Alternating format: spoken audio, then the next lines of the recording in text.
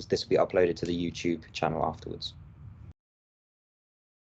Okay, but as usual, any questions, please stop me as we go. So, data science ethics.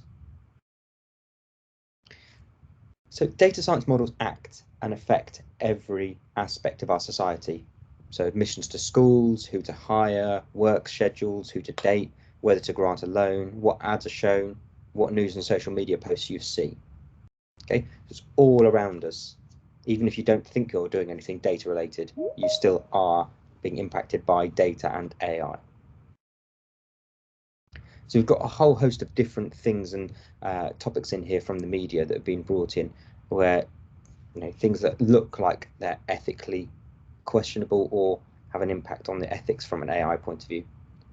So if we even just go for this top one on the top left, online ads for high-paying jobs are targeting men more than women, which won't be a surprise, especially to women, I'm sure, but is not acceptable in any way. Amazon Prime and the racist algorithms. Who's a CEO? Google image results can shift gender biases, apparently. When it comes to policing, data is not benign. It's absolutely not. We'll talk about some cases later on and on the course about this. So there are many news stories and books about ethics and data science, although there are more problems than there are solutions. There are also lots of new interesting research directions that are being pursued by data scientists, which we will point to throughout this module. So this module is intended as a short introduction.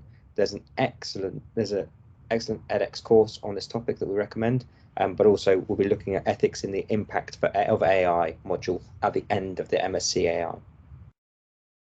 Now, it's important to highlight that I say there are more problems than there are solutions. In theory, the solutions just have to gravitate from two main aspects.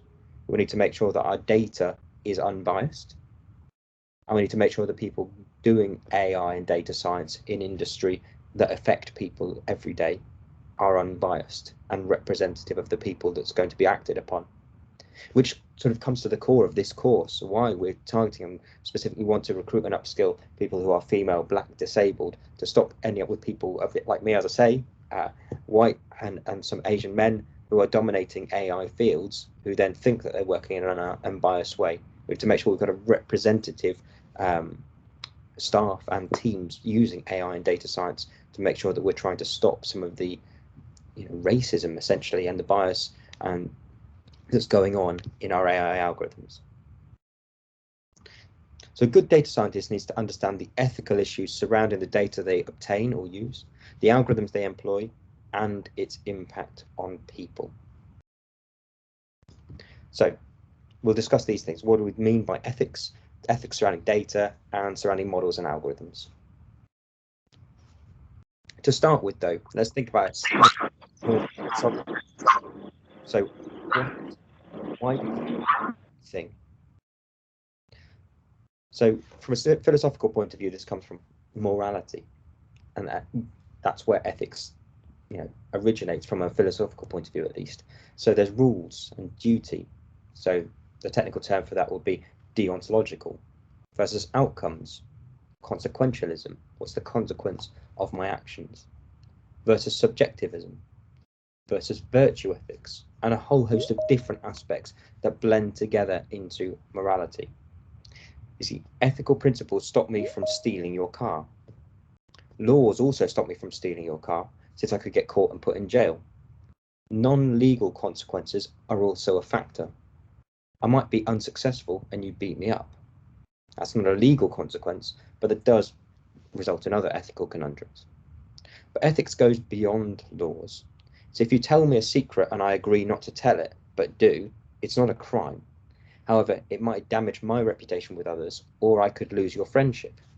Again, non-legal consequences might be a factor here. So part of the problem is, what is the right thing? Sometimes it becomes evident only in retrospect. For instance, a naive action led to a bad consequence. So when ethics are not laws, laws often follow ethics because ethics are our shaped social values. Laws are often created to enforce these shared social values. For instance, when spam mail first arose, it might have seemed like a good idea. but after time it became clear that it was not. And laws are being put in place to govern them. For example, the Can-Spam Act. Now, it's important to just jump back a second to what I was saying here about ethics being based on our social values, which is very interesting when you've got historically, communities, towns, villages that live together, stay together for almost their entire lives. There's not a huge amount of migration back thousands of years ago between people. Now, in those cases, you would have ethics and sets of laws which govern those, but in general, the laws were unwritten or unspoken, but the ethical framework which people lived by was very clear and what was expected of them. We've then translated from that into a more legalistic framework and an understood set of laws that are educated and educatable, at least, to individuals from a young age and entrenched then. Where this sort of runs awry slightly, though, is when we come towards the social media aspects, or the internet. The fact that, yes, you could be part of a community, and although we've diverged slightly from individual groups, towns, and a nation where people don't migrate too much and that they live in the same place all their lives, and you don't necessarily have to know your neighbour anymore, unlike you would have thousands of years ago. But with this, the internet, social media, and the digital twin of a person, ethics sort of run awry slightly, because the rules that you would normally be held to in person can be different online. And therefore people can act differently online and express an entirely different ethical framework than they would in person. So let's move on to the ethics surrounding data. See, there are multiple different ethical principles that surround data. Okay, so there's autonomy, for instance, the right to control your data, possibly via surrogates. This is quite a big thing, especially in Europe at the moment, and the whole GDPR situation, and the fact that now you're asked to consent to cookies on every website you visit, which may seem like a bit of a pain, but was put in place solely to give you some autonomy of your data. Then there's informed consent. So you should explicitly approve use of your data based on understanding. The next item would be beneficence. So people using your data should do it for your benefit. That's not often the case. And then there's non-maleficence, so doing no harm. So much of the ethical use of data is shaped by human subject research.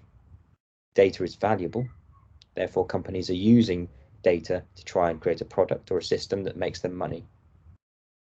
That product or system then requires protection, often through keeping it secret or confidential, which means that you're not making it public what you're doing with the data by necessity to protect your business.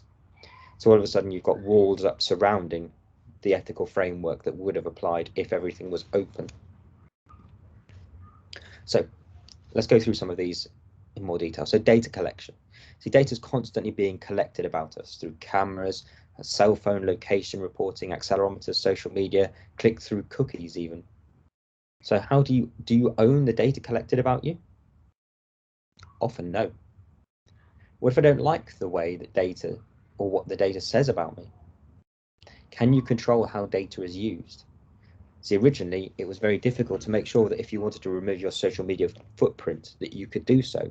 It did actually go to court, and there was a big legal battle about this, where social media companies were forced into making sure that when someone wanted their digital footprint to be deleted, that they could then scrub it.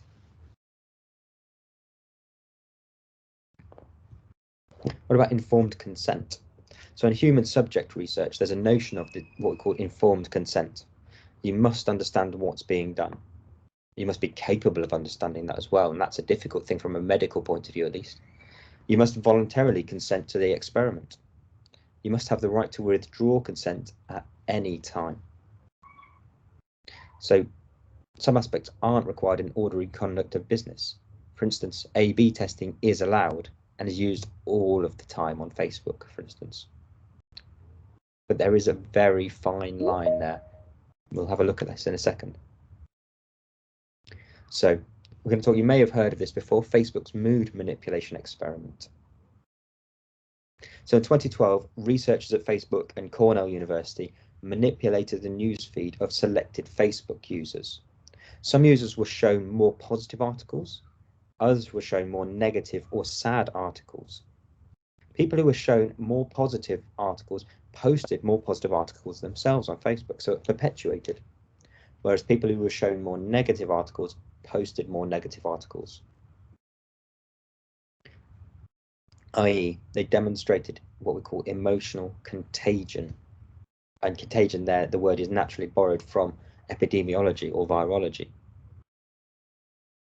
See, this was published actually in the proceedings of the National Academies of Science. So it was a really big, heavy-weighted paper in a very big, high-impact academic audience, shall we say. Was it legal? Well, their terms of service so that users relinquish the use of their data for data analysis, testing, and research. See, Facebook gave this statement about this, in essence, making it clear that it was legal. They, from their eyes, it's completely inconsequential, and they can do what they want with their platform. People getting it for free. Facebook actually owned the data. So from a legal point of view, they'd made sure in advance that they were covered, and I thought it was fine. But they didn't ask anyone if they wanted to be part of the study. But let's park the legal aspect of that. Was it ethical? At the end of the day, Adam D.I. Kramer, Facebook's social psychologist, said, at the end of the day, the actual impact on people in the experiment was the minimal amount to statistically detect it. Having written and designed the experiment myself, I can tell you that our goal was never to upset anyone. That's questionable, obviously, in this framework, but in hindsight, the research benefits of the paper may not have justified all of this anxiety. And that's the thing. It damaged Facebook's credibility from an academic point of view and raised a lot of questions amongst other data scientists and AI experts working at Facebook as well, where they start to question, are they the bad guys, for instance? Now, there's an important point here, and we will get to this on the course, about being able to statistically detect something. Okay. Now, some of you from your undergraduate studies or other work may have done some introductory statistics. You may have heard of things like hypothesis tests, often with what we call p-values, or you check something and see if 95% of the time it shouldn't happen or it should happen, and that proves or disproves a hypothesis. That is an entirely flawed methodology, and it's used everywhere in science, even in AI often. Okay, so this flawed methodology of hypothesis tests has led to a massive problem in science at the moment, where we're having to go back over years and years of research and question the results of every study, really, that was performed in this way. So this idea about being able to statistically detect something raises up a whole different set of questions anyway. That is a great topic that we'll talk about in the machine learning module on the MSc AI. So what about data science and informed consent then? It's often buried in the fine print. So have you really given informed consent if you've just clicked I agree to the terms and conditions? You may have given consent, but has it been informed? Arguably not. Data is often collected first, and then the experiment comes later. How the data, once collected, is going to be used is difficult to control. And this is where it makes it quite difficult for you to lodge an ethical concern with what's happening with data in your organization if you're working in data analytics, data science, or collecting the data. You don't know what's going to be done. Okay, so highlighting that you've got an ethical issue with doing something and therefore want to recuse yourself from doing that task and ask to work on something different. You don't necessarily know that. You can't necessarily do that. So OkCupid, a dating site, performed experiments with its customers where they ran the Love is Blind Day. So they suppressed photographs in user profiles so customers could not see profile photographs of potential people to meet. Customers could still read what was written in the profiles, for instance, their interests. The effect of this was that people had longer conversations until photos were restored, which I think says something more about the human population and the way that we interact with one another and our expectations in dating. But what about other experiments they ran? So it took people with low compatibility score and told them it was high. and took the people with a high compatibility score and told them it was low. So artificially changing their own algorithms and people's interpretations of the outcomes of those algorithms. So they did a 3x3 test matrix, 30, 60, and 90% compatibility score actually versus 30, 60, and 90% declared. So artificially, when people have a trust in their algorithm, perhaps flipping that on its head. Was this legal? What about ethical? So the CEO said, but guess what, everybody? If you use the internet, you're the subject of hundreds of experiments at any given time on every site. That's how websites work. Which is kind of the, everyone else had broken into your house already and was robbing you, so I just walked in as well and took the TV, but it wasn't just me. It's not really the best ethical defense in any way. It might work legally. So indeed, Google changes rankings, Facebook A/B tests user functionality for recommendations, etc. But on the other hand, having a company intentionally lie to you, intentionally give you a wrong score, is something that many people consider socially unacceptable. And it goes back to our in-person expectations. What about intellectual property? IP, as it's often abbreviated to. We'll talk a little bit about IP, but not much on the course. It sort of goes beyond that. But if you're looking to create your own company or your own AI systems afterwards and want to protect them, then you will need to read up a bit about intellectual property and probably work with an IP lawyer. Now, you may have heard of patents. So they are a legalistic framework that are supposed to protect and prevent other people from recreating or reusing something that you've created or used. So the patents only protect implementations, not ideas, generally. Artistic expression can be copyrighted, exclusive legal right to print, publish, perform, film, or record and authorize, etc. Derivative work can be created with permission, though. In academic framework, we use this thing called citation, where you just give credit to the owner and you reference them and make it clear that they've done this work, but I've done this a little bit more than that. And what about data? Things like Wikipedia, Yelp, Rotten Tomatoes, TripAdvisor, etc.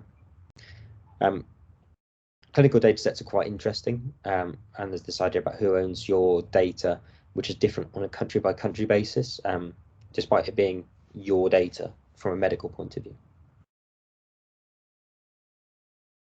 So there was this article in The Guardian recently about Admiral, the insurance company. So they were going to price car insurance based on Facebook posts.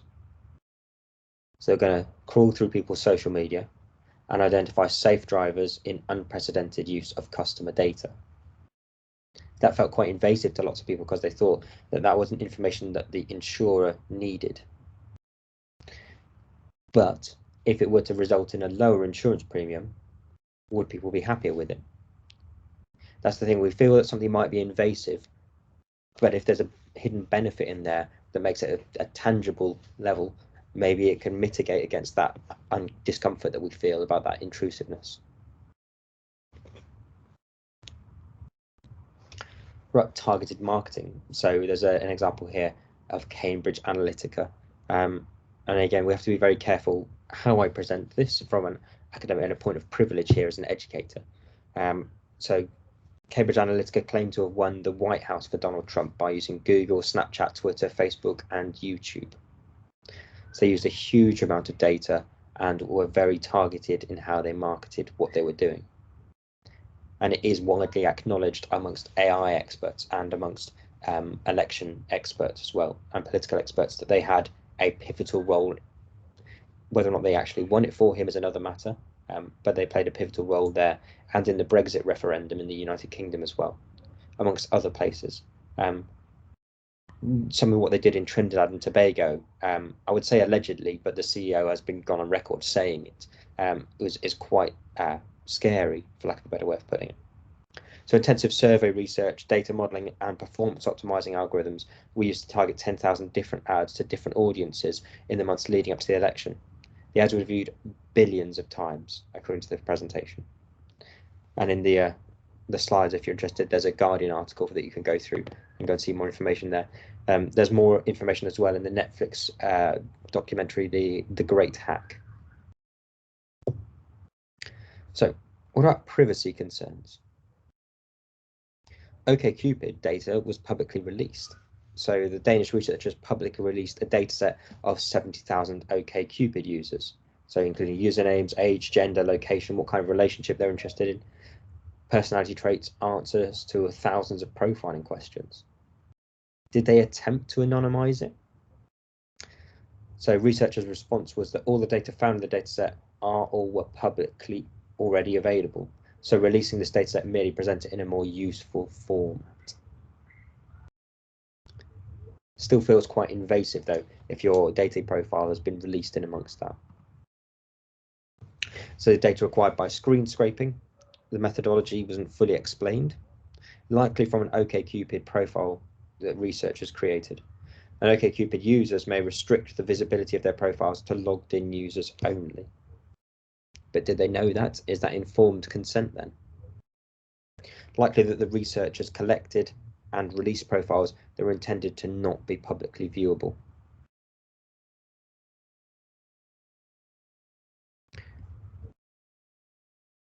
See, privacy isn't a simple matter, especially from an AI and data point of view. There are many rules governing the use of collected information. HIPAA, FERPA, GDPR in the UK, for instance. However, information leakage can lead to unexpected disclosures, for instance, smart water meters. Privacy by trust versus privacy by design is an interesting and evolving debate. Okay. Another example, which may seem like an odd one to raise, but license plate readers, for instance. So cities are increasingly using automated license plate readers. Camera systems are ubiquitous at malls, train stations, airports. They appear at intersections and on dashboards of police cars, for instance. This information can be used to create a very detailed picture of a driver's whereabouts over time and to reconstruct that. Much of that information is not important for fighting crime, apart from the loss of privacy to individuals. The information could be used for many different bad reasons. What about de-identification? So there's a particular case here of AOL user number 4417749, which I think speaks to the popularity of AOL when it was starting up. So is removing identifiable information from data, for instance, a name or a phone or address, sufficient to protect the identity of individuals? Well, it depends entirely on what all the other features are that you've got there. See, this AOL user was identified as Thelma Arnold based on her search history, things like landscapers in Liburn. Yeah. See, several people with the last name Arnold, homes sold in Shadow Lake subdivision, Gwinnett County, Georgia. See, going back through the search history and all of that information, you could build up a profile, a picture, and then allocate that to individuals. So even if an identifier such as a license plate number is not involved, there are questions about how and whether collected data could be used to identify individuals.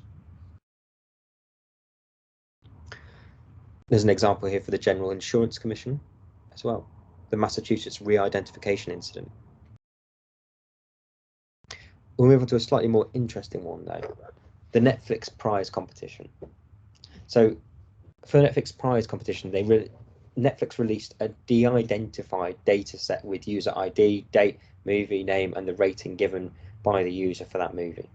Okay, I spoke about this a couple of days ago, the fact that there was a massive competition that they put out there with, I believe, $1 million prize fund that researchers worked in to try and build up a good recommendation system. And they were, but on the side of that, researchers were actually able to link users with the IMDb systems, so information movie database, where people had given reviews, feedback and things, or what they'd watched. So based on that, users were able to crawl through the websites, get that information, link up ID users with who they were on the IMDb system, and then find out who they were. So the problem was about the sparsity of data. See, in Netflix data, no two profiles are more than 50% similar generally. If a Netflix profile is more than 50% similar to a profile in IMDb, there's a high probability that the two profiles are the same person. This was actually published in 2008 in an academic paper. So that's the thing, even if you think you've created an anonymous data set, you have to make sure that it's potentially not linked to other data sets or that you can't remove that anonymity from there.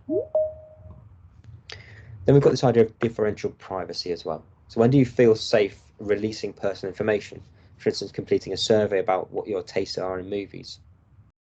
My answers have no impact on the privatized released result, do they not? With high probability, an attacker looking at the privatized released result cannot learn any new information about me, can they?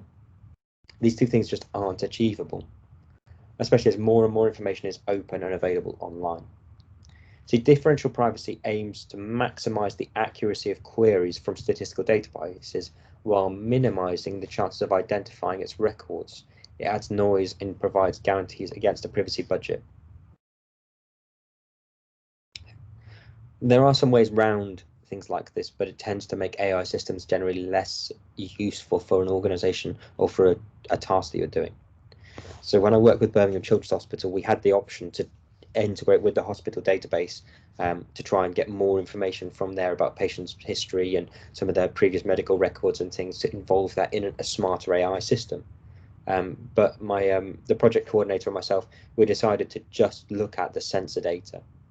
So no personally identifiable information at all. Just based on a few minutes worth of sensor data, can we then build up a model that very quickly can accurately predict into the future what's happening? And we could, for that purpose. Whether or not we could come up with a more accurate model based on more data, it's highly likely. But the privacy concerns were quite significant and stark and personal to us at the time, and important for the medics as well. So what about the ethics surrounding algorithms as a whole? Not just AI systems, but algorithms that go beyond that. So computational decision systems and rules. Algorithms encode our biases. A training dataset might not be representative of the real world. Past population isn't representative of the future population, for instance. And overfitting to underrepresentation data is common. I talked about the idea of overfitting previously, being an example of me being a footballer, practicing constantly kicking in my home stadium into the goal, thinking I'm an expert at that, and then going out into the real world and thinking, actually taking a penalty and missing every time in a serious competition. That would be me overfitting, assuming that I'm a perfect penalty taker, and then not being representative in the real world. This was a horrific example that we've got up on the slide here about Google, where they had to apologize for Photo App's racist blunder. This is still happening in facial recognition systems everywhere. And I appreciate that this might be quite offensive to some on the call, and I agree it is an offensive thing, and we're not doing enough work in AI to try and stop this.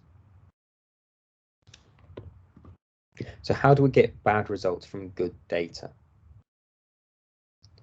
Correlated attributes, misleading results, and what we call p-hacking.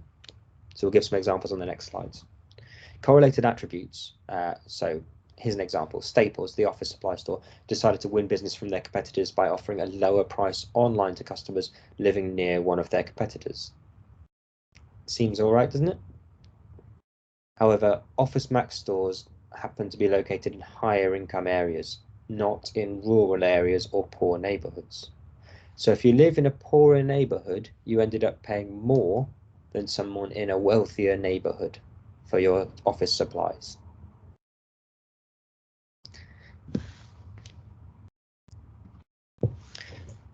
Misleading results. Here's an example of a misleading representations of interest rates. And remember, we spoke about this, about normalization of your graphs and making sure they convey the right information. See, from this plot here, it looks like interest rates have been exponentially increasing year on year and are about to skyrocket if you don't pay close attention to the axis on the left here.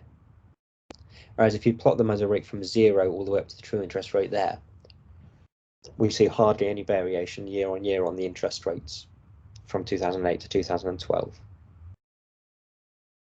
So it's important when you're doing data visualization and representation to choose an appropriate axis to give a clear result rather than a misleading result. Another example is just what the purpose of the graph is and making sure the narrative around that is clear.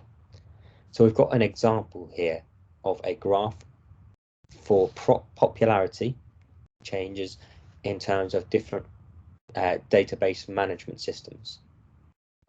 So there's been a recent trend since 2013, and it's picking up steam with graph databases as well, such that there's been an almost 600-fold increase in the percentage increase in the popularity of graph databases. There's been a significant popularity increase in terms of wide column and document stores, and there's been almost no change in relational databases over the years. From this graph, can you tell me what the most popular database management system is?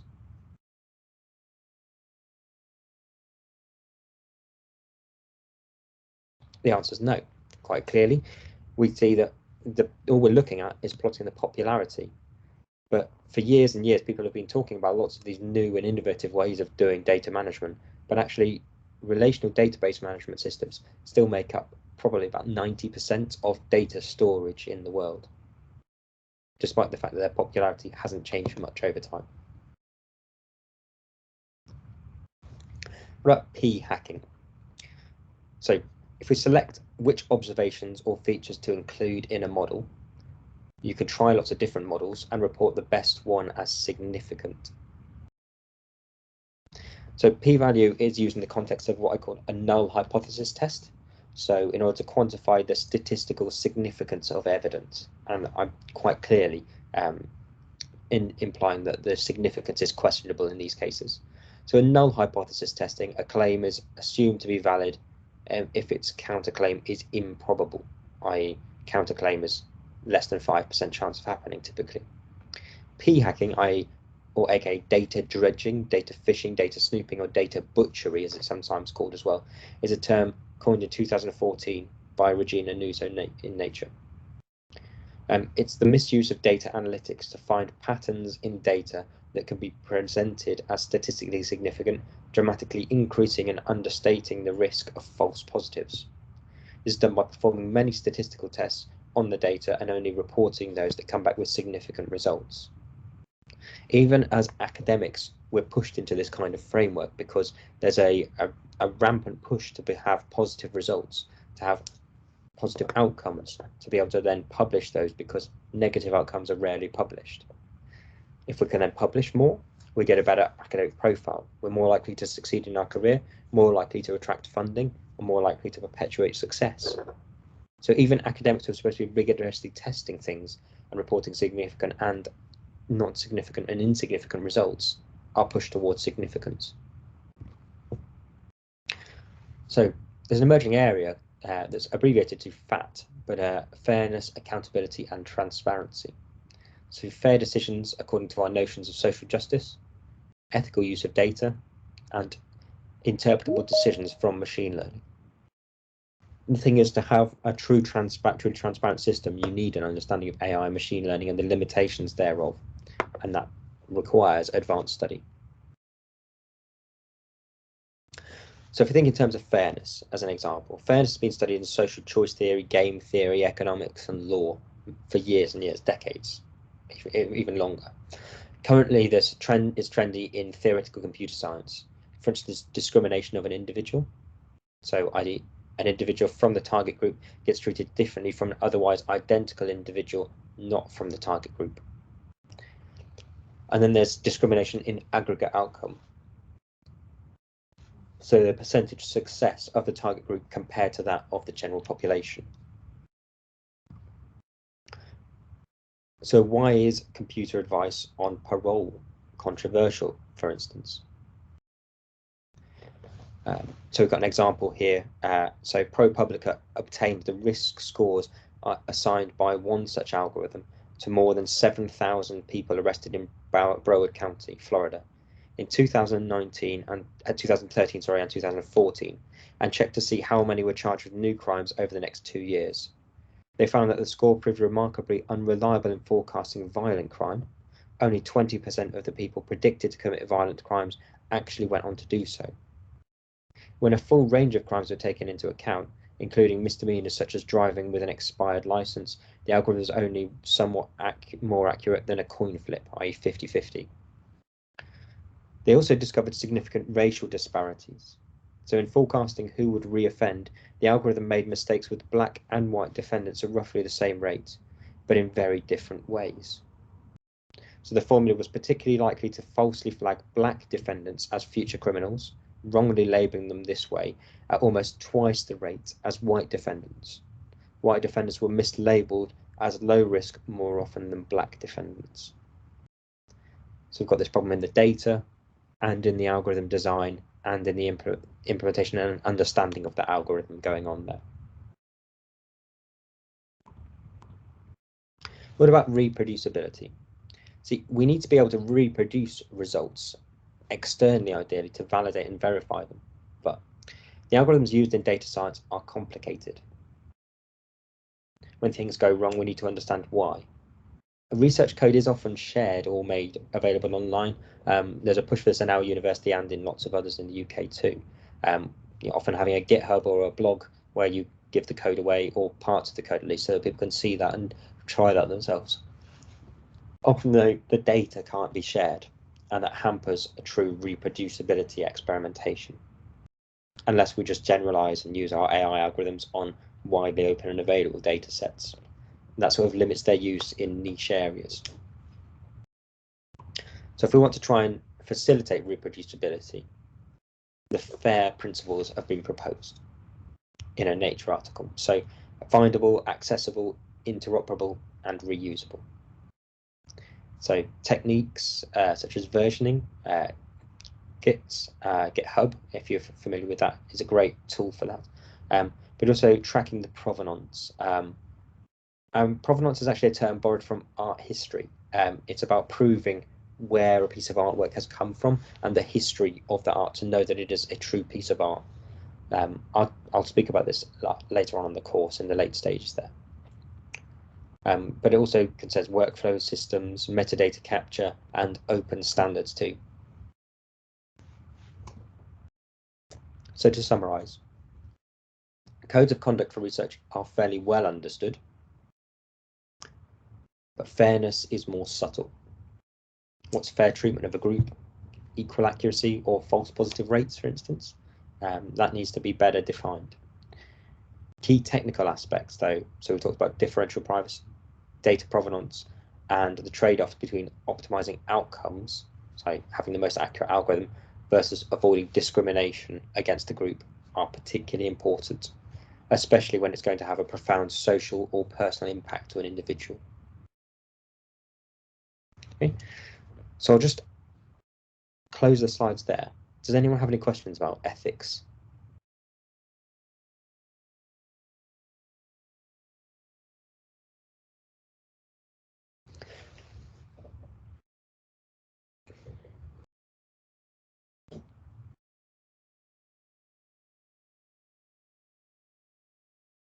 See, I think ethics are often, they're a social construct or a social set of norms and a code.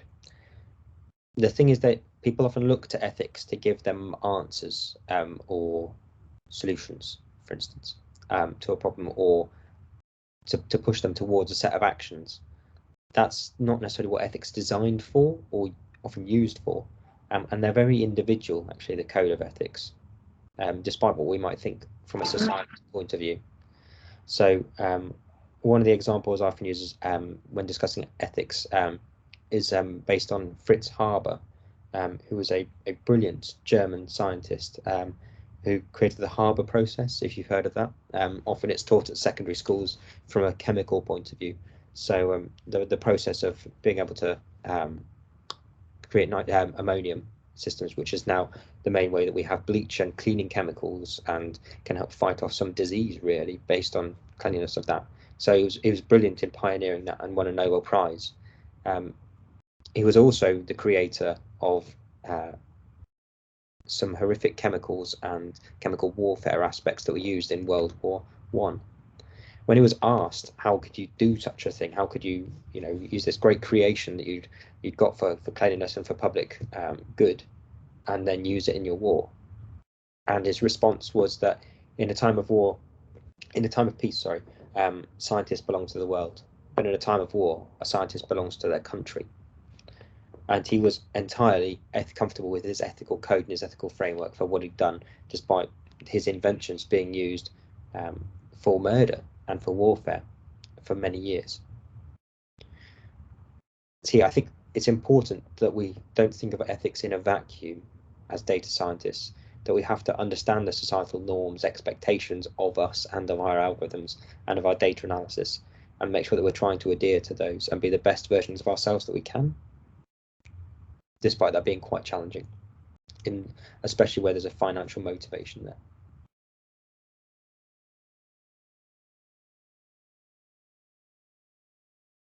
Okay, so it doesn't seem like we've got any questions. Okay, just jumped in there, Prakash. So how do you evolve ethical frameworks across the globe? Are there any initiatives already underway? So there are calls for ethical frameworks and initiatives across the globe from a data point of view, and some of these aspects are the fact and some of the FAIR principles, for instance, sort of cover some of those, but there's not a clear set of rules internationally, and there's not going to be for some time. Places like the European Union tend to help and have more power in this aspect because they're a union of multiple countries, and the laws are generally quite adhered to that they set in place. So GDPR and those frameworks quite well compared to other countries or unions, for instance. So there's some hope there that they'll be able to impact some parts of this, but policymakers are well behind the curve on AI. They're still getting to grips with what the internet is, some of our policymakers too, and politicians. And that was quite clear when Facebook executives and the CEO, Mark Zuckerberg, was brought into Congress in the US to answer questions.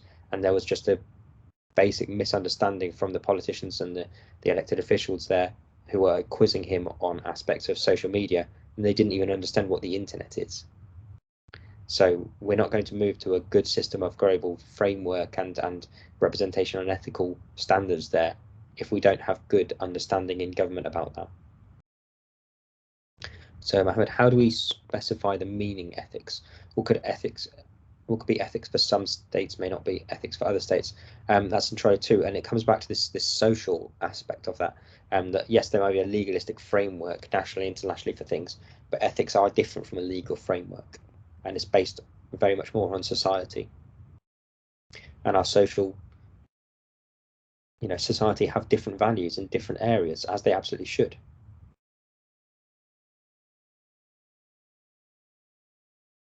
So I think designing an algorithm that's unbiased and fair would be a huge challenge for us in these conditions. Statistically identifying bias is in theory easy. Correcting that bias is difficult. And it often places limitations on the data, which then limits the robustness or the use of the algorithm. But I don't think it's necessarily a huge challenge in terms of algorithm design. It's more to do with the data.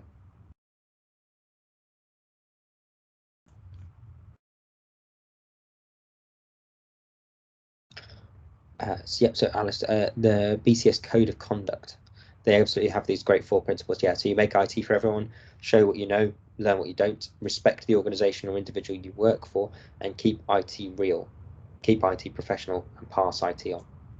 Absolutely some great code of conduct there. Thanks, Alice.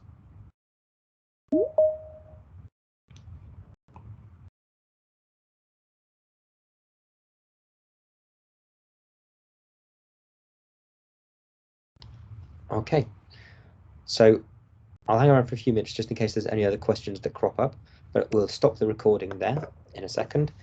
What I'd like to ask is we'll take a break for lunch now, for everyone to grab something to eat, have a drink, get comfort break and everything. We'll join back at 12:45, so in just over 45 minutes, where I'll do what I've mentioned before, talk through some of the aspects of the data and push ahead with what could have been done. Not necessarily what I was expecting any of you to perform, but if I was given that data as a data science project, to see some of the understanding or inference that you could make from that, and the things that I might want to test for. So I'll talk about that and some of the limitations of AI there. Then we'll go on beyond that at 1 o'clock. We'll be joined by Dr. Atif Azad, and who is the project lead for the RAISE project that's funded this hackathon and oversees the MSc AI that you're going to be studying in September. And Dr. Jagdeep Bogle will be joining us as the head of computing and data science, and is going to be announcing which teams won. And then, so we'll be hanging around there. And at the end of this session, there'll be some time if anyone's got any other questions about BCU and for me to wrap up the hackathon. Okay, Abdul, the work we've done and our presentation falls into data science ethics. So I'd invite you to have a think about that. Does any of the work that you've done have any ethical implications? If it was going to policymakers, perhaps. Given that it's just been presented to me and to the panel, I think you're pretty safe on the ethical front there. Okay, so I'll stop the recording there.